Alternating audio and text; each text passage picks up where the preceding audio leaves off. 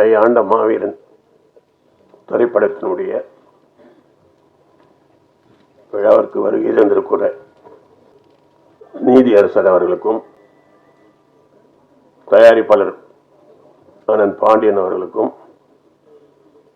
இயக்குனர் பேரரசு மற்றும் மேடையில் இருக்கக்கூடிய அனைத்து பெரியோர்களும் முன்னாடி இருக்கிறவங்க குறிப்பாக பத்திரிகையாளர்கள் ஊடக நண்பர்களுக்கு நன்றி. இன்றைய ஊடக நண்பர்களும் பத்திரிகையாளர் தான் உண்மையான ப்ரொடியூசர்.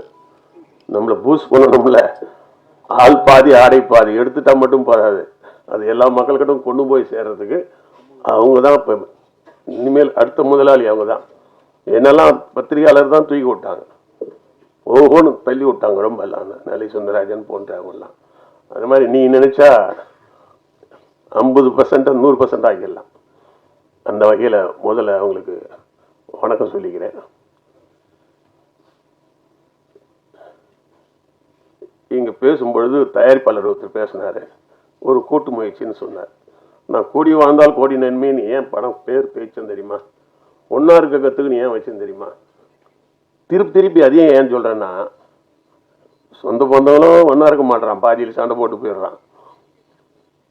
தமிழ்நாட்டில் எங்கே போனாலும் பார்த்தீங்கன்னா ஏதாவது சமுதாய உணர்வு இருக்கிறது தப்பு இல்லை, இருக்கணும். இல்லைன்னா நீ எப்படி தமிழன் நான் கண்டுபிடிக்கிறது?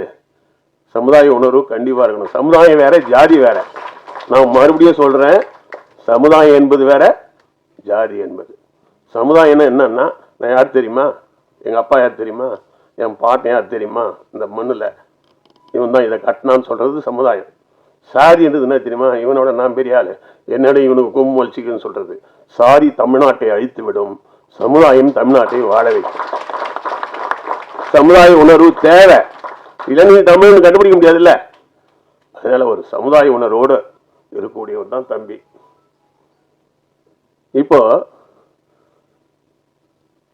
இது பல பேர் ஒன்றா சேர்ந்து இந்த படத்தை எடுத்திருக்காங்க. நான் உங்களுக்கு ரொம்ப நன்றி சொல்லணும். ஏன்னா நான் கூட 4-5 பேர் வச்சு தான் கூட்டு முயற்சியில் தான் படம் எடுத்தேன். அதில் என்னென்னா, ஒரு நம்ம குடும்பத்தில் ஒரு பையன் என்ன பண்ணுவான், ஒரு பைக் கேட்பான். 10 வருஷம் 5 வருஷம் இழுக்கு அடிக்கிறவங்களாம் இருக்காங்க. இன்னும் இதுக்குள்ளே உனக்கு பைக்கு வாங்கி தரேன்னு சைக்கிள் வாங்கி கொடுக்கறதுக்கே ரொம்ப நாள் இழுக்கு அடிக்கிறவங்களாம் இருக்காங்க. பங்காளி ஒரு 5,000 கொடுக்க வேண்டியது இருந்ததுன்னா அடிச்சுக்கிறது நம்ம பார்த்துருக்குறோம். வரப்பு சண்டை பார்த்துருக்குறோம். வரப்புலேயே ஒரு மரம், இந்த மரம் என்னது ஒன்றுதுன்னு பங்காளிங்க வெட்டிக்கிறதுலாம் பார்த்துருக்குறோம். அப்போ பொருளாதாரத்துக்காக சண்டை போட்டுக்கிறதெல்லாம் நம்ம தமிழ்நாட்டில் எல்லாத்தையும் பார்க்குறோம். அப்பாவுக்கு 2 ரூபாய் அதிகமாக கொடுக்க மாட்டான்னு அப்பா என் பொருள் இல்லைன்னு மண்ணவாரி விடுறதெல்லாம் பார்க்குறோம். ஆனால் தயாரிப்பாளர்கள் யார் பெற்ற கௌதமனுக்கோ இவங்களாம் காசை போட்டு படம் எடுக்கிறாங்கன்னா இவங்க கடவுள் மாதிரி தானே. பங்காளிக்கு புள்ளிக்கே பைக் லேட்டாக வாங்கி தரேன்னு சொல்கிறவங்க இவரை நம்பி ஒரு மனிதனை படம் போடுறாங்கன்னா அவங்க தான் மிகப்பெரிய வழிகாட்டி. யார் செய்வா? செய்யவும் மாட்டாங்க. அதனால் தயாரிப்பாளர் என்பவர்கள் நிச்சயமா குலதை. அவங்க திரும்பி அந்த பணத்தை எப்படியாவது கவர்மெண்ட் எடுத்து கொடுத்துட்டா அவங்க இதை விட பெரிய படம் எடுக்கிறதுக்கு அவங்களே உதவி பண்ணுவாங்க. இப்போ அவங்களுக்கு என்ன பண்ணுவாங்க தெரியுமா, பல பேர் படமா எடுக்கிறீங்க, கௌதம் படத்துக்கு எல்லாம் செலவு பண்ணுறீங்களா, எல்லாம் கொழுத்து போச்சு எல்லாம் அப்படின்வான். ரிட்டையர்ட் ஆன பணத்தை கொண்டு போய் கொடுத்துக்கிறேன்னுவான், கிண்டலாக பேசுவான். ஜெயிக்கிற வரைக்கும் நம்மளை நம்ப மாட்டாங்க இல்லையா. ஜெயிச்சிட்ட பிறகு அப்புறம் இவங்க போய் ஊரில் யார்கிட்டையாவது இந்த மாதிரி கௌதம் வச்சு ஒரு படம் எடுத்தேன், ஜெயிச்சிட்டேன், அந்த காசு வந்துருச்சுன்னு வாங்கின இடத்துல கொடுத்தாங்கன்னா அதுக்கப்புறம் நீ முதலே போட வேணாம், அவங்களாம் கொண்டு இதை வச்சுக்க தம்பி நல்ல ராசிப்பா அப்படின்னு ஆரம்பிச்சுவாங்க இல்லையா. இது எப்பயுமே திருவள்ளூர் கலைக்கூடன்னு பேர் வச்சேன் நான் என் கம்பெனிக்கு. என்ன திருவள்ளூர்னா ஃபைனான்ஸரா, அவருக்கு பேர் வைக்கிற, இதெல்லாம் வச்சா ஓடுமையா? திருக்குறள்லாம் சொன்னா யாருக்கையா புரியும்? நீ படம் முழுக்க திருக்குறள் சொல்லி தொலைக்க போற. இந்த படம் 2 பேர் வாங்காம ஓடிவிட்டார் திருச்சி பக்கத்தில் இருக்கிறேன். அப்புறம் படம் ஓடி போயிடுச்சு திருவள்ளூர் கலைக்கூடத்தில். அதுக்கப்புறம் வந்தவனே ஒருத்தர் சொல்றாரு, அந்த திருவள்ளூர் மேலேயே எடுங்க, சென்டிமெண்ட்ன்றான். ஓடிட்டா சென்டிமெண்ட், ஓடலாம் என்ன பண்ணுவோம் தெரியுமா, தர்தரண்டுவான். அதனால வெற்றி தான் நிர்ணயிக்குது இல்லையா. அதனால வெற்றி தான் முக்கியம். வெற்றின்றது அந்த ப்ரொடியூசர் போட்ட பணத்தை எடுத்து கொடுத்துட்டீங்கன்னா வாழ்நாள் முழுசும் அவங்களே ஆளுகளை பிடிச்சி உங்களுக்கு கொடுத்துருவாங்க. அதனால அதுக்கு முதல்ல அவங்களுக்கு வணக்கம். ஏன்னா கௌதமனை நம்பி படம் எடுத்தாங்களே அப்படின்னு. இப்போ நான் கௌதமன் ஒரு வார்த்தை சொல்லணும். நான் முதல் படம் நீங்கள் ஹீரோதான் எடுக்கும்பொழுது 5 சின்ன பசங்களை போட்டேன், வாலிப பசங்க. அந்த 5 பேர்ல கௌதம் ஒருத்தர். அந்த 5 பேர் வருவாங்க. எப்படி வருவாங்க தெரியுங்களா?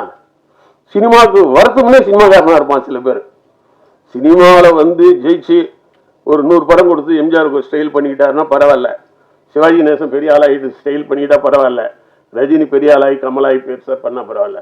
சில பேர் சினிமாவுக்கு வந்தாவே பண்ணிக்கிட்டு இருந்தால் தான் நம்மளை மதிப்பான்னு வரும்போது அப்படி வருவான் என்ன பண்ணுவான்.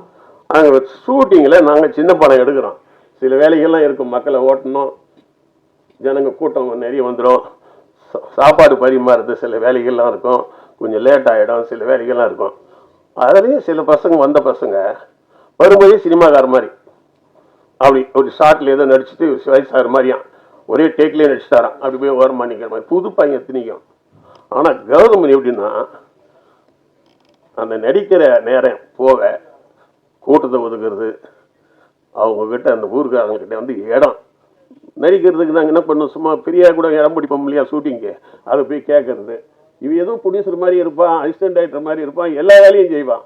அப்போ தான் நினச்சேன் ஒரு சினிமாக்காரன் இல்லை, இவன் இந்த தமிழ் மண்வாசனக்காரன் அப்படின்னு. அப்போ ஆளி நாள் வேலை செஞ்சாப்ல. அப்போவே அவர்கிட்ட ஒரு குணம் இருந்தது, இது நம்ம படம், இது எப்படியாவது நல்லா வரணும் அப்படின்னு. பேசுறதுல கூட மரியாதை, கோவப்பட்டால் கூட மரியாதையாக தான் பேசுவான். கோவக்காரன் தான், ஆனால் மரியாதையாக தமிழில் நல்லா கோவப்படுவான், தமிழில் கோவப்படுவான். அதான் முக்கியமான விஷயம். அப்படி இருந்தோம்னா அதுக்கப்புறம் தான் நம்ம சீரியல் பார்த்தேன், சந்தனக்காடு அது இது. நல்லாவே ஒரு தமிழ் உணர்வு உள்ள ஒரு அற்புதமான இளைஞன், அரசியல் பார்வை இருக்குது, அவருக்கு வந்து ஏதாவது சாதிக்கணுன்ற எண்ணம் இருக்குது. இவரை நம்பி நீங்கள் பண்ணவங்களுக்கு முதல்ல நான் நன்றி. ரெண்டாவது, தமிழ்நாட்டில் உலகம் தழுவி பெரிய படமும் வரணும். ஒரு தோட்டம்னா ஒரு ஆலமரமும் இருக்கணும், அரச மரமும் இருக்கணும், அங்கே நெல் வயலும் இருக்கணும். எல்லாம் இருந்தால் தான் ஒரு பெரிய தோட்டம்னு சொல்ல முடியும். ஆனால் ஒன்று மட்டும், ஆலமரம் இருக்குல்ல, அதில் போய் நிழல் கிடைக்கும், அரச மரத்தில் நிழல் கிடைக்கும். ஆனால் ஜாண்டோன்னுக்கிற நெல் தான் நம்மளை உயிரை வாழ வைக்கும். ஆலமரத்தையும் அரச மரத்தையும் நம்பி வாழ முடியுமா நம்மளால?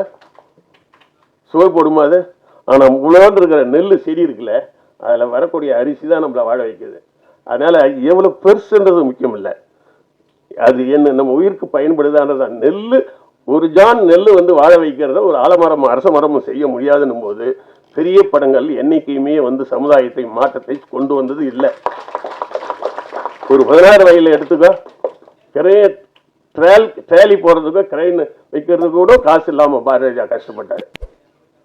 அவர் ஏதோ ஒன்று இதில் கைத்தை கட்டியெல்லாம் சும்மா ட்ராவல் மாதிரி இது கிரைன் மாதிரிலாம் பண்ணாராம். ஒரு 7-8 லட்சத்தில் பண்ண ஒரு படம் இன்றைக்கும் பேசப்படுகிறது. சின்ன பட்ஜெட் படங்கள் தான் மிகப்பெரிய சாதனை.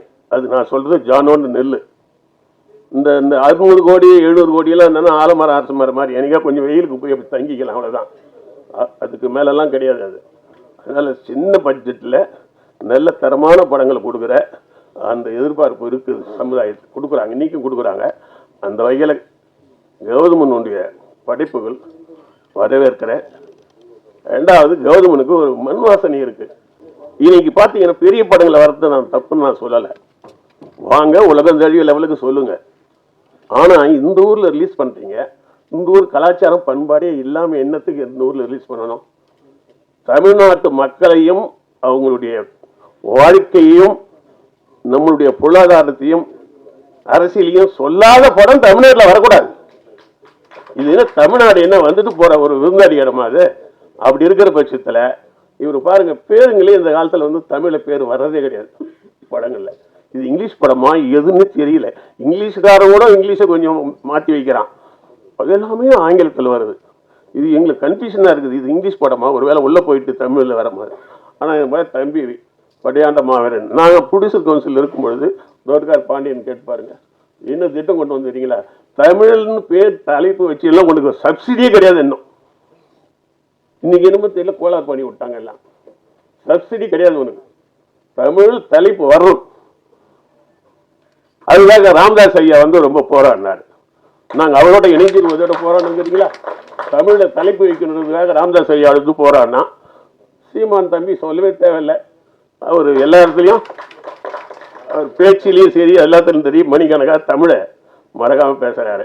ஆக என்னன்னா, தமிழ்நாட்டில் எல்லாரும் ஒன்றாலும் யார் ஒன்றாலும் வாங்க, ஆனால் வழக்கமாக ஆள்றதோ அனுபவிக்கிறதோ எங்ககிட்ட விட்டுருங்க. நீ விருந்தாடியா இருங்க. விருந்தாடியை உள்ளப்படுத்திவிட்டு உள்ளூர்காரன் தென்னையில் பட்டுக்கிற வேலை இருக்கக்கூடாது. அது அது என்ன, அது பைத்தியக்காரத்தனம்ல. அது நான் ஒரு படம் எடுத்து தெரியுங்களா, வரவேற்றார் செலவுப்பட்டினாவில் ஒரு 7-8 வீடு வச்சிருப்பாரு ஒரு பெரியவர். கவுண்டமணி சார் கொஞ்சம் ஒரு அப்படி மாதிரி தான். எல்லாத்தையும் வாடகை விட்டுவிட்டு எவ்வளோ வாடகை கொடுக்கறது கிடையாது. இவர் கட்சியில் தெருக்கு பின்ன வெளியில் இருக்கிற திண்ணையில் படுத்து கிடப்பார். பொண்டாட்டிக்கிட்ட கட்டுப்பிடிக்கிறதுக்கு இடம் இல்லாமல். அவர் ஓனர். எதுக்கு சொல்றேன்னா, இப்படித்தான் தமிழ்நாட்டில் இருக்கிறோம் நாம. எல்லாருக்கும் தமிழ் அதான் மறுபடியும் தம்பி சீமாலாம் இருக்கிறதுனால நல்லா இன்னும் கொஞ்சம் அரசியல் பேசலாம். ஏன்னா சீமான் என்பது ஒரு மைக். நான் 10 பேர்கிட்ட பேசுறதுன்னா சீமான் பேசினா 1,00,000 பேருக்கு போகிறோம். அது என்னன்னா, அந்த பொட்டன்ஷியாலிட்டி, தமிழ் ஆற்றல், நம்பிக்கை அதில் பண்ணுறாரு. தமிழ்நாட்டில் தயவுசெய்து சொல்லுகிறேன், யார் வேணாலும் வரட்டும், யார் வேணாலும் இருக்கட்டும், யார் வேணாலும் பிஸ்னஸ் பண்ணு, தமிழ்நாட்டை ஆழம் நினைக்காது.